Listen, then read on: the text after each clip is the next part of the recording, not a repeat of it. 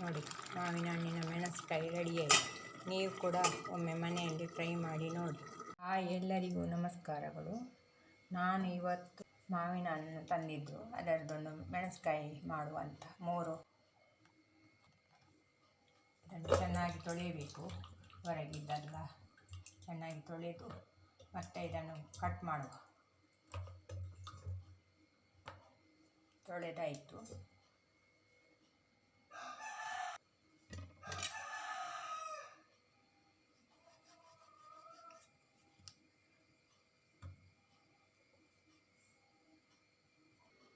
ಈಗ ಕಟ್ ಮಾಡಿಕೊಳ್ಳುವ, ಒಂದು ಪದಾರ್ಥ ಮಾಡುವ ಅಂತ.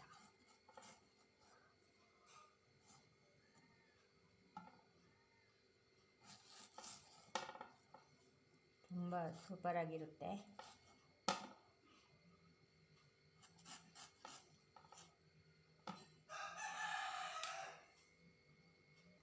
ಎಲ್ಲ ಕಟ್ ಮಾಡಿ ಆಯಿತು.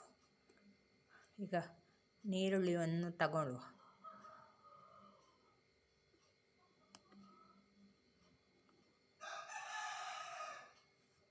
ಈರುಳ್ಳಿ ಒಗ್ಗರಣೆಗೆ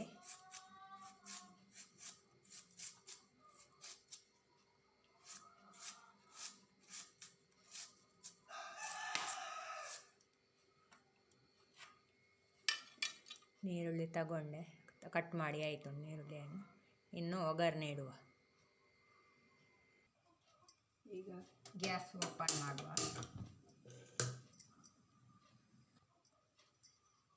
ಪಾತ್ರೆ ಇಟ್ಟೆ.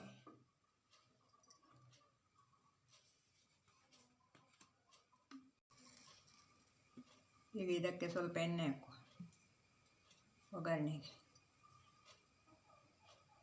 ಎಣ್ಣೆ ಕಾಯಿ ತಗೊಂಡು ಈಗ ಸಾಸಿವೆ ಹಾಕುವ.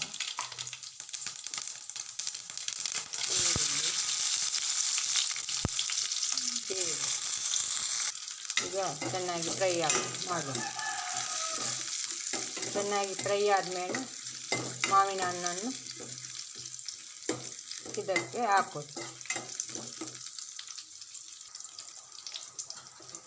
ಈಗ ಇದಕ್ಕೆ ಮಾವಿನ ಹಣ್ಣನ್ನು ಹಾಕೋದು.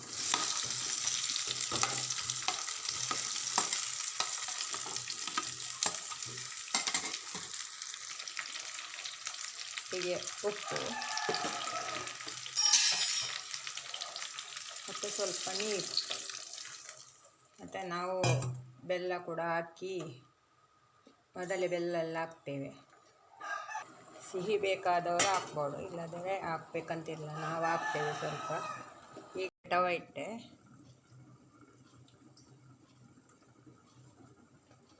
ಇದಕ್ಕೆ ಸ್ವಲ್ಪ ಎಣ್ಣೆ ಹಾಕುವ.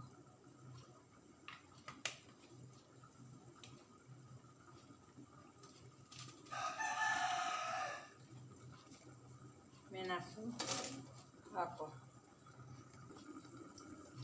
ಈಗ ಕೊತ್ತಂಬರಿ, ಸಾಸಿವೆ, ಜೀರಿಗೆ, ಅರಸೆ, ಸ್ವಲ್ಪ ಮೆಂತ್ಯ ಮತ್ತು ಬೆಳ್ಳುಳ್ಳಿ. ಈಗ ಇದನ್ನು ಸ್ವಲ್ಪ ಫ್ರೈ ಮಾಡಿ.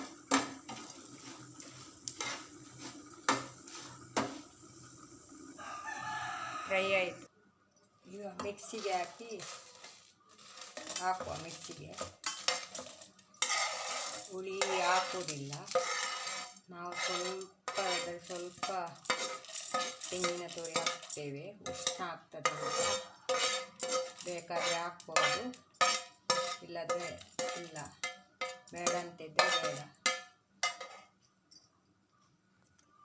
ಸ್ವಲ್ಪ ಹುಳಿ ಕೂಡ ಹಾಕುವುದಿಲ್ಲ. ಹುಳಿ ಕಡಿಮೆ ಇದ್ದರೆ ಹಾಕ್ತೇವೆ, ಇಲ್ಲದ್ರೆ ನಾವು ಹಾಕುವುದಿಲ್ಲ. ರುಬ್ಬಿ ಆಯಿತು. ಈಗ ಬೇಯಲು ಇಟ್ಟ ಮಾವಿನ ಹಣ್ಣಿನ ಇದಕ್ಕೆ ಹಾಕುವ. ನೋಡು ಬೇಯ್ತಂತ ನೋಡುವ.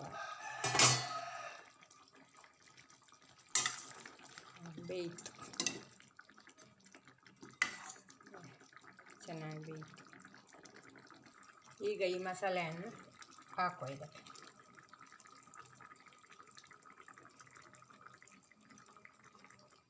ಈಗ ಇದಕ್ಕೆ ಸ್ವಲ್ಪ ನೀರು ಹಾಕಿ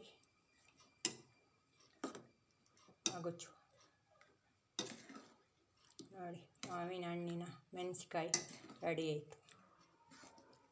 ಈಗ ಅದೇ ಉಪ್ಪೇನು ಸಪ್ಪೆ ಇದ್ದರೆ ಇದಕ್ಕೆ ಸ್ವಲ್ಪ ಉಪ್ಪು ಹಾಕುವುದು ಮತ್ತು ಕುದಿಯಲು ಬಿಡುವ.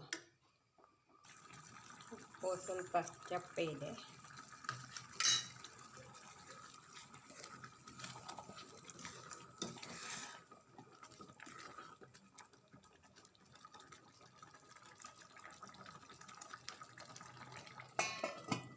ನೋಡಿ, ಚೆನ್ನಾಗಿ ಕುದಿ ಬಂತು.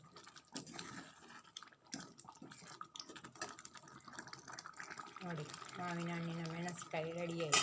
ನೀವು ಕೂಡ ಒಮ್ಮೆ ಮನೆಯಲ್ಲಿ ಟ್ರೈ ಮಾಡಿ ನೋಡಿ. ಹಾಗೆ ಈ ವಿಡಿಯೋ ಫುಲ್ಲು ನೋಡಿ, ಹಾಗೆ ನಮಗೆ ಸಪೋರ್ಟ್ ಕೂಡ ಮಾಡಿ.